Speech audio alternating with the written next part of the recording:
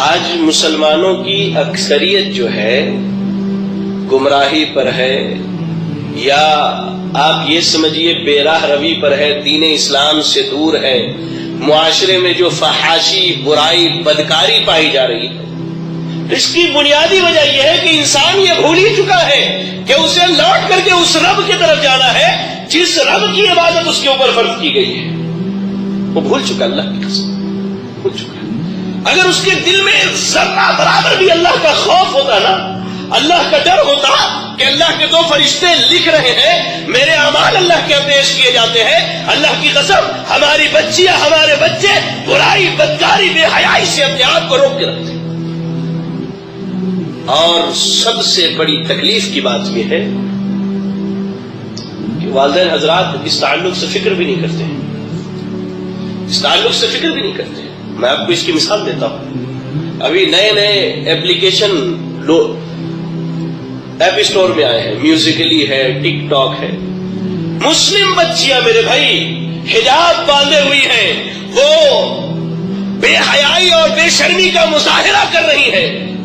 کیا گھر والے نہیں دیکھتے؟ دیکھتے ہیں، ان کا بھائی بھی دیکھتا ہے، ان کا باپ بھی دیکھتا ہے، ان کی بہنیں بھی دیکھتی ہیں اس چیز کو، لیکن کوئی روکنے والا نہیں ہے۔ آج مسلمانوں کی غیرت مر چکی ہے، غیرت کا فقدان ہو چکا ہے، اور اس کی بنیادی وجہ یہ ہے کہ یہ جو سوال ہے جانا کہاں ہے، لوگوں نے اس کو بھلا دیا ہے۔ اگر دل میں ڈر ہوتا اللہ کا خوف ہوتا کہ نماز میں اقرار کرتے ہیں مالک یوم الدین، اللہ قیامت کے دن کا مالک ہے، اللہ حساب لینے والا ہے، اللہ کی قسم اگر دل میں ذرہ بھی ڈر ہوتا تو یہ بے حیائی، یہ برائی مسلم معاشرے میں عام نہ ہوتی۔ اللہ اکبر۔ مسلمانوں اس سوال کو یاد رکھنا، اس سوال کو یاد رکھنا کہ تمہیں لوٹ کر کے اللہ رب العالمین کی طرف جانا ہے۔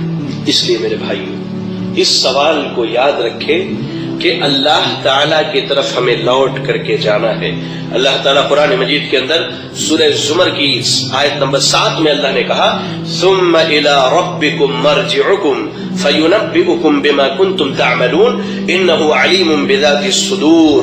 تم سب کو دنیا میں زندگی گزارنے کے بعد 60 سال 70 سال، چاہے وہ تم اللہ کی عبادت میں گزارو یا اللہ کی نافرمانی میں گزارو، خواہ وہ مرد ہو یا عورت ہو، موت جب آئے گی، موت کا فرشتہ آئے گا، روح قبض کرے گا، سارے لوگ حساب و کتاب کے لیے اللہ کے پاس لوٹ کر کے جائیں گے، اور جانے کے بعد کیا ہوگا؟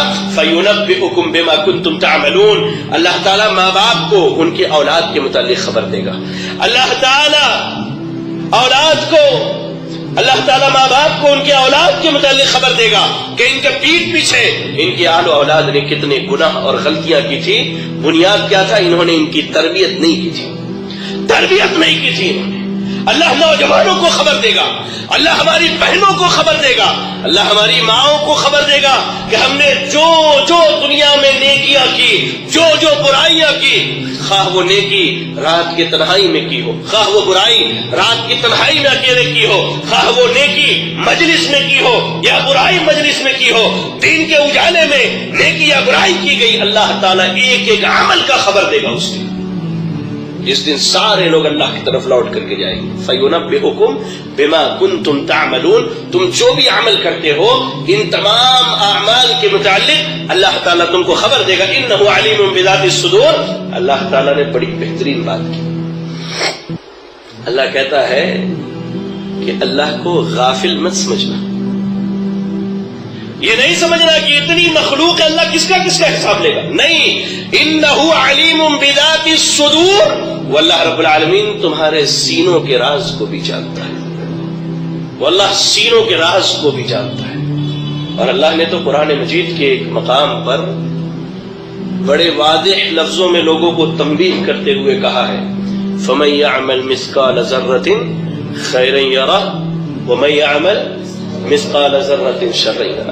ایک ذرہ بھی اگر اچھائی کی ہے، خیر کا کام کیا ہے، اللہ بندے کے سامنے لائے گا، اور ایک ذرہ بھی اگر برائی کی ہے، شر کا کام کیا، اللہ تعالیٰ بندے کے سامنے لائے گا قیامت۔